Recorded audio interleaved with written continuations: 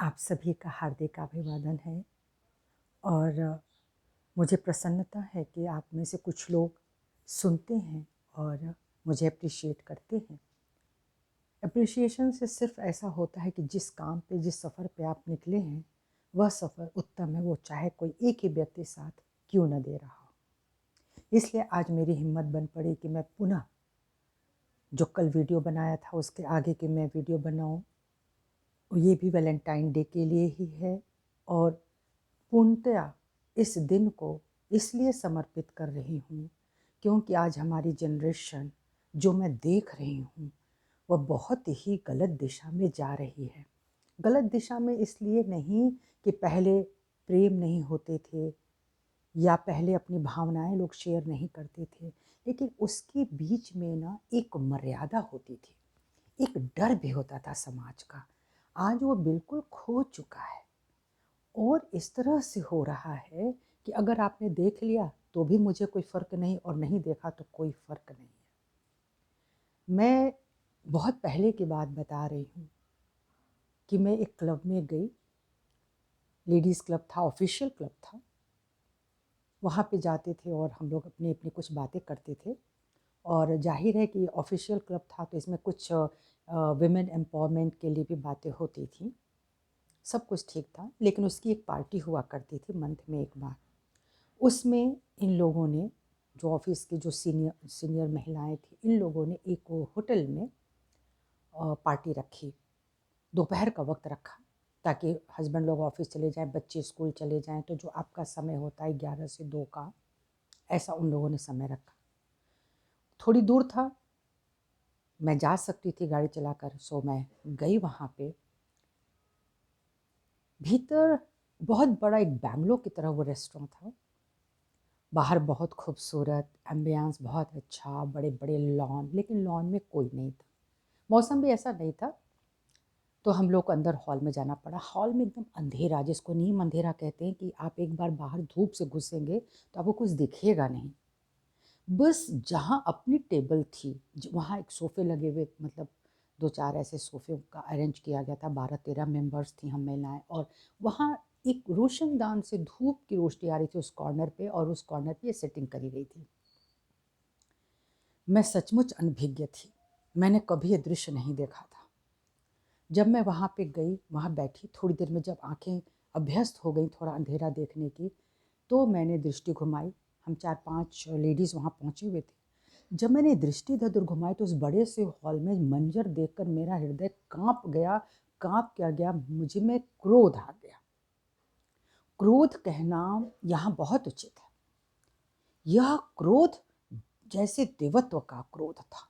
यह क्रोध जैसे राक्षस, पिशाच, प्रेत प्रेतनियों के विरोध में खड़ा था। मैंने देखा क्या-क्या नज़ारे लेकर लड़के लेके एक टेबल पर बैठे हुए हैं। ऐसा नहीं कि कोई नहीं बैठता, ऐसा नहीं कि कोई प्रेम नहीं करता, लेकिन जो दृश्य था, जो मंज़र मैंने देखा, उससे मैं हतस गई। ये हो क्या रहा है? खुलेआम, जिस तरीके का था मैं तो पूरी तरह से बयान नहीं कर पाऊँगी, लेकिन मैंने देखा कोई किसी के गोद में बैठा है, कोई कुछ कर रहा है, कहीं मतलब हाथ अमर्यादित जगह पे, और खुलेआम, इसलिए कि उसके सामने थोड़ा अंधेरा है। लेकिन हर अंधेरे में बैठने वाला व्यक्ति अंधेरे में सबको देख भी तो रहा है। हम रोशनी से आए हुए लोगों को तो शायद ना दिखे, वहाँ पर ये इंतज़ाम। बहुत क्षोभ हुआ। मैंने उन लोगों से बोला, यहाँ क्यों आए आप लोग? बोले, अरे हम लोग को भी नहीं पता था, जब हम लोगों ने देखा तो इन लोगों ने कहा ये तो ऐसे ही चलता है, आप लोग आइए, कोई दिक्कत नहीं होगी। हमने कहा दिक्कत नहीं होगी, तो साक्षात दिक्कत दिख रही है। यहाँ बैठ कर के हम एंजॉय करेंगे, हम बातें करेंगे, मैं तो नहीं बैठ पाऊँगी। अरे अरे मीरा जी, आप रहने दीजिए। लेकिन ना, मुझसे आधे पौन घंटे के बाद, जब तक हमारी टॉप मोस्ट सीनियर नहीं पहुँची थी, मुझसे नहीं रहा गया, मुझसे नहीं देखा गया। भाई मैं नहीं जानती हूँ कितने लोग इसको बर्दाश्त कर पाते या नहीं। मैं जब जब ऐसे दृश्य देखती हूँ, चुपचाप उनको देखती हूँ, तो मुझसे कहा जाता है उधर देखो ही मत। पूरा मंजर जहाँ ऐसा फैला हो, आप कैसे नहीं देखोगे? तो मैं उठ कर के एक जो बहुत ही अमर्यादित जोड़ा था, मैंने उससे बोला, बेटा एक काम करें आप लोग ना, आप लोग कहीं बेड ले लीजिए, अपने बेडरूम में चले जाइए, कोई बोलने वाला नहीं होगा, लेकिन इस तरह से सामने आप नहीं कर सकते हैं। मैडम आपको क्या दिक्कत है? हमने कहा दिक्कत है क्योंकि ये सार्वजनिक स्थान है। बोला मैं अभी वेटर को बुलाता हूँ, मैं अभी मालिक को बुलाता हूँ। हमने बुलाइए। हंगामा शुरू हुआ। फिर मैं एक दूसरे पर पहुँची। वो बहुत प्यारी लड़की थी और ये सारे आप समझिए मेडिकल के स्टूडेंट थे या इंजीनियरिंग के। जो जगह थी ना वहाँ पे वो वही स्टूडेंट्स ही थे। मैंने फिर एक जगह पूछा आप कहाँ के? तो मैं इंजीनियरिंग कर रही हूँ। किसी बहुत अच्छे घर की लड़की थी और उसके साथ जो लड़का बैठा था, मैं ये नहीं कहती कि सारे लड़के बुरे होते, पर मैं ये कहती हूँ कि हर बार लड़कियों को दोष दिया जाता है। ये लड़कों को दोष क्यों नहीं दिया जाता? आप लड़कों को क्यों नहीं सिखाते हैं? अगर चरित्र एक बेटी का बुरा होता है तो बेटे का भी तो बुरा हो रहा है। बेटा कैसे पवित्र रह सकता है? लोग क्यों मानते हैं कि मर्द पवित्र रहते हैं हर मतलब हर स्थिति में? ये सही नहीं। यही सोच आज नरक की स्थिति पे ला दी। आप लड़कियों पर बैन लगाते हैं, आप लड़कियों को समझाते हैं, लड़कियों के प्रति डर आपके भीतर है, आपकी बेटियों के प्रति, लेकिन आप अपने बेटे को कब सिखाएं कि ऐसा कभी भी नहीं करना? तो मैंने देखा कि वो जो हरकतें कर रहे थे, मैं सीधे उनके सामने खड़ी हो गई। वो एकदम अचकचा गए। मैंने कहा बेटा आप कहाँ से हो? मैं फला जगह से हूँ। इस जगह पे क्या क्यों आई हो? इस शहर में पढ़ाई कर रही हूँ। किस चीज़ की? इंजीनियरिंग की। मैंने कहा आपके माता पिता को पता है कि ये इंजीनियरिंग की पढ़ाई करने आप आई हैं और आप क्या कर रही हैं? लड़का बोला आंटी जी आपको क्या प्रॉब्लम हो रही है? मैंने कहा बेटे मुझे प्रॉब्लम हो रही है क्योंकि मुझे इसमें मेरी बेटी दिख रही है और तुम में मेरा बेटा दिख रहा है। ये हरकत वो करेंगे, मेरे कलेजे पर चोट पहुंच रही है। आज मैं देख रही हूँ तो मैं दुखी हूँ। तुम्हारे माँ बाप भी देखेंगे ना तो इतने ही दुखी होंगे। इतना पैसा खर्च करके वो तुम लोगों को इतना पढ़ा रहे हैं, लिखा रहे हैं, और आप हैं कि तमाशे कर रहे हैं। अरे आप बैठिए, आप बगीचे में बैठिए, खुली जगह पे बैठिए, चलिए प्यार कीजिए, लेकिन ये जो आप शारीरिक हवस की पूर्ति करने की कोशिश कर रहे हैं, ये प्रेम नहीं है। हमने कहा और बिटिया एक बात जान लो, फिर मैं आपकी तरफ मुखातिब हो रही हूँ। मैं मनोरमा जितनी मैं साहित्य पढ़ा करती थी ना, जो भी हम लोग ऋषिवाद, उसमें एक कॉलम आता था और डॉक्टर से पूछा जाता था मेरे साथ ऐसा हुआ, काउंसलिंग होती थी, मेरे साथ वैसा हुआ, मेरे दुर्व्यवहार हुआ, फलाना बट आपने मौका दिया, आपने मौका दिया। यदि कहीं कोई सामूहिक बलात्कार होता है तो उसके प्रति हम न सिर झुका लेंगे अपना शर्म से, लेकिन ये जो है ना, ये तो बढ़ावा दे रहा है और ये केवल दैहिक पूर्ति के लिए है। जहाँ इनका काम खत्म होगा ये चले जाएंगे और तब आप कहेंगे कि अरे मैं क्या करूँ, मेरे तो संबंध बन गए और मैं तो गर्भवती हो गई, मैं ये आए दिन इतने क्वेश्चंस, मैं क्या करूँ? तब आप पागल हो जाते हो। तो क्यों नहीं आप पहले ही अपने आप को संभालते हो? मैं मानती हूँ कि ये उद्वेलना होती है, ये शरीर में एक सच्चाई यही है कि कुछ जगता है, लेकिन अगर आप अपने साथ मर्यादा को भी लेकर चलें तो वो बताएगा कि क्यों जगता है। आपके माता पिता हैं, आपके भाई बहन हैं, और ये जो संवेदनाएं होती हैं, ये जो जिसको हम एक पैल्पिटेशन कहते हैं, आपके हृदय की एक धड़कन है जो किसी को देख कर धड़क जाती है, इसमें भी कोई बुराई नहीं है। पहले के लोग भी प्यार करते रहे हैं। पहले की तो पिक्चर्स बना करती थी तो वो इतनी मर्यादित हुआ करती थी कि वो थोड़े से ही सिंबल दिखा करके ये बता सकते थे कि आगे क्या हुआ। कहने का मतलब है कि आज का ये जो गाली गलौज गंदे दृश्य ये दिखा करके ही हम अपने प्रेम की अभिव्यक्ति कर रहे हैं, अपने क्रोध की अभिव्यक्ति कर रहे हैं। ये तो सरासर गलत है, अमान्य है। वह लड़की थोड़ा संभल करके बैठी, लेकिन फिर जो तीसरा जोड़ा था, जैसे मैं पहुंची वो 2-4 लोग खड़े हो गए। मैडम आपको तकलीफ, आप चले जाइए। मैंने कहा नहीं मैं तो ना जाऊंगी अब। मैंने कहा मालिक को बुलाओ।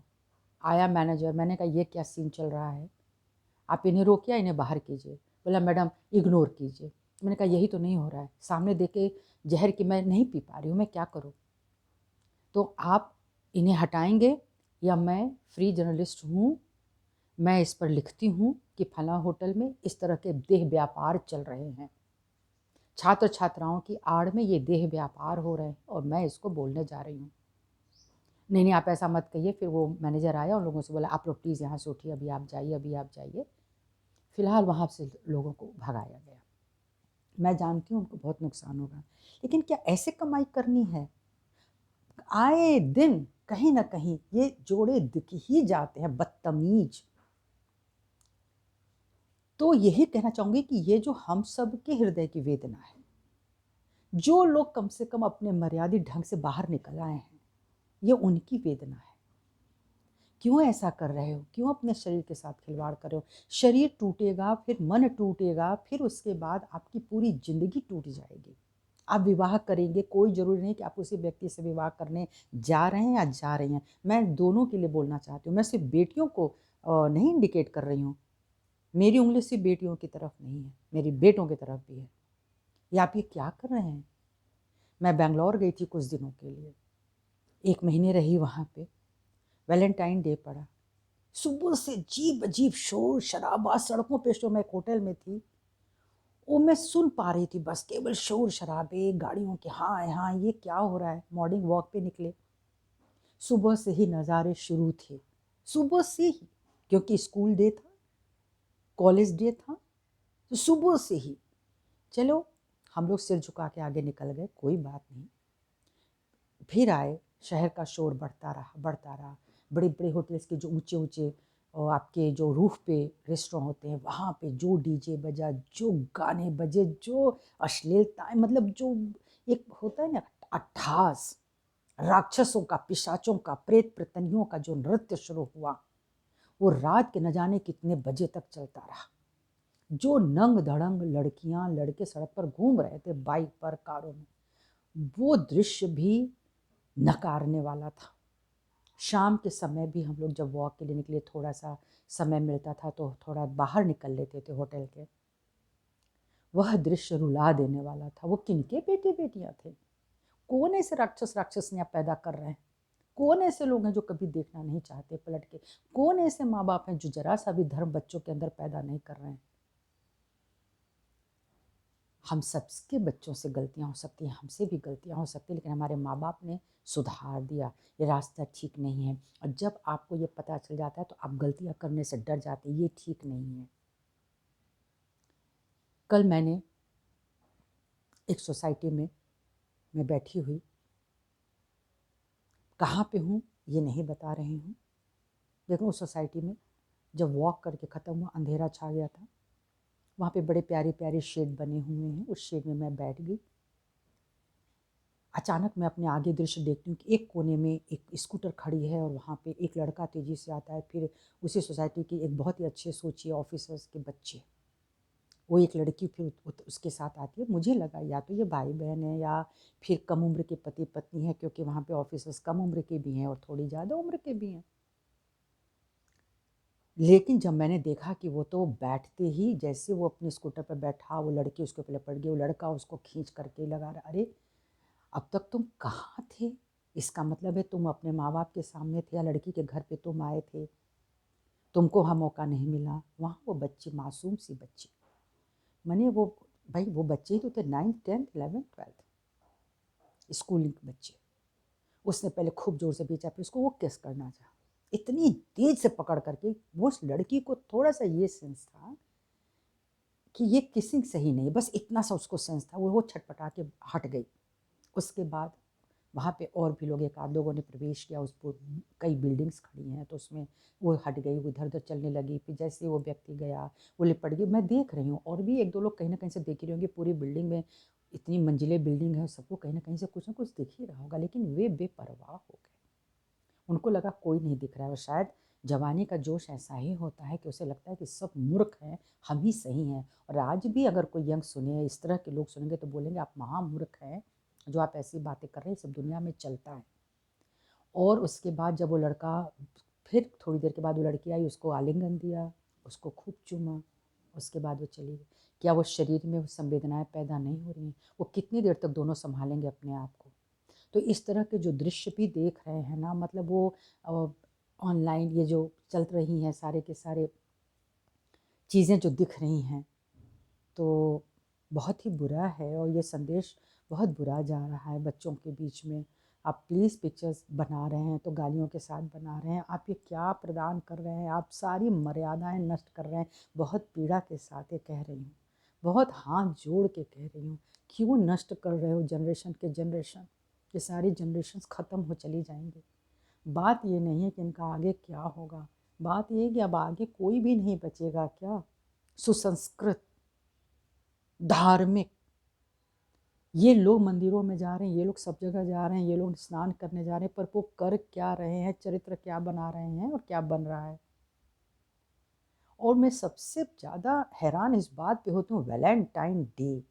हम लोग छोटे थे, हम लोग को ये नहीं पता था। ये तो मैंने कहीं पढ़ा कि यहाँ पे रोज़ डे चल रहा है, ये चल रहा है, तो फिर मैंने वैलेंटाइन डे के बारे में पढ़ा कि ये एक ऐसा कैदी था फॉरेन का, किस देश का था मुझ में जब एकदम कंफर्म नहीं हो तो मैं बोलूँगी भी नहीं।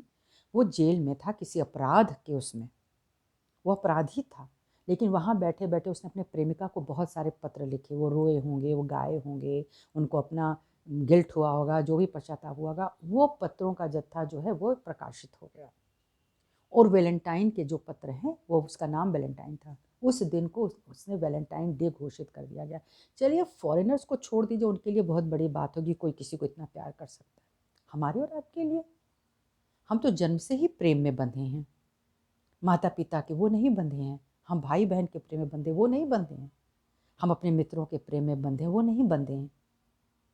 तो हम में जो मर्यादा है वो हमारे अवतरणों की, हमारे सनातनों, हमारे ऋषि मुनियों की है। हम जिस देश में पैदा हुए, जिस धरती पर पैदा हुए हैं, वहाँ ये नहीं चलेगा। और आप खुलेआम करने की कोशिश कर रहे हैं, कैसे चलेगा? लेकिन मैं देखती हूँ बहुत लोग नहीं बोलते हैं। अगर मैं कोई विरोध करती हूँ तो मुझे चुप करा दिया जाता है कि अभी आपका मैटर नहीं है। क्या हम 10 लोग, 20 लोग, 40 लोग, 50, 60, 70, 100 इकट्ठे हो जाएंगे तो ये लड़के लड़कियाँ, क्या इनके व्यवहार में परिवर्तन नहीं आएगा? क्या योगी जी ने परिवर्तन नहीं लाया? पहले मजनू के टीले जगह जगह लगे रहते थे। जब भी स्कूल से निकलो, हम छात्र छात्राएं हमारे समय से भी, शुरू से भी निकलते थे, लड़के फिक्रे कसते थे, वो अपने स्कूल कॉलेज से आ करके वहीं पर खड़े हो जाते थे। लड़कियां सिर झुका के बेचारी निकल रही हैं, तो उसी में अगर कोई लड़की गड़बड़ हो गई तो उसकी क्या गलती है? वो तो उम्र है ऐसी। लेकिन बताने वाला भी तो कोई हो। हमारे शिक्षक ऐसे बताएं, हमारे माता पिता ऐसे बता रहे हैं, हमारे बड़े भाई बहन ऐसे बता रहे हैं। ऐसा मत करिए, ये गुनाह है। और अगर आपने अपनी कौमार्यता खो दी और आपने अपनी किसी की ले ली, आप गुनहगार हो गए। आप खूब गंगा में नहाएं, अब महाकुंभ में नहाएं, आपका पाप नहीं छूटने वाला। कृपा करके बचाएं अपने शरीर को भी, अपने मन को भी। थोड़ा गौरव रखें, थोड़ा धीरज रखें। आपका विवाह भी होगा, आप उसके प्रति कितने समर्पित होंगे, है ना? और अगर गिल्ट भी आया ना तो पूरी जिंदगी गिल्ट में रह जाओगे। आप ऐसा ना करें। कम से कम आप हृदय से प्रेम करें, मन से प्रेम करें। प्रेम किसी से लेता नहीं है, प्रेम देता है, प्यार देता है। आप गिफ्ट दे, आप थोड़ी देर सानिध्य में बैठें। लेकिन ये जो चल रहा है ना कि शरीर से खेल लेने की जो उतावलापन है, वह आपको कहीं का नहीं छोड़ने वाले। तो प्लीज़ इस पर रोक लगाएं। जो समझ सकते हैं, जो सुन सकते हैं, कृपा करके अपने बच्चों को भी बताएं, खुल के बताएं। अब तो रुकने का समय है नहीं कि बच्चों को शारीरिक ज्ञान कैसे दें, समय चला गया। अब तो मर्यादा ये कहती है कि आप बच्चों को शरीर के विषय में बताएं कि थोड़ा धीरज रखें, ये उम्र है, ऐसे उतावलापन आएगा, कोई अच्छा लगेगा, कोई बात नहीं, साथ आइए, बैठिए, खूब बातें कीजिए, आप हाथ भी मिला लीजिए, कोई बात नहीं। लेकिन आप इससे ज़्यादा न खुद बढ़े, न किसी को बढ़ने दें। तो ये आप ही के लिए अच्छा है। जीवन केवल भोग का नाम नहीं है। जब आप और बड़े होंगे ना तो आपको बहुत अफसोस होगा, कहाँ भटक गए। इसलिए अगर कोई इसे सुन रहा है तो कृपा करके हाथ जोड़ करके मेरी प्रार्थना है कि यह काम ना करें। और वैलेंटाइन क्यों, हमारे यहाँ हीर रांझा हो गए, श्री फरहाद हो गए, उन्हें तो मार मार करके ठिकाने लगा दिया। जो लोग प्यार करते थे, जुनून में थे, ले उनको तो आप नहीं याद करते हैं, उसका तो कोई दिन नहीं मनाया जाता। फिर ये वैलेंटाइन डे क्यों बनता है, यह प्रश्न मैं आप सबके ऊपर छोड़ के जाना चाहती हूँ। सभी को मेरा नमस्कार, अभिवादन, प्रणाम।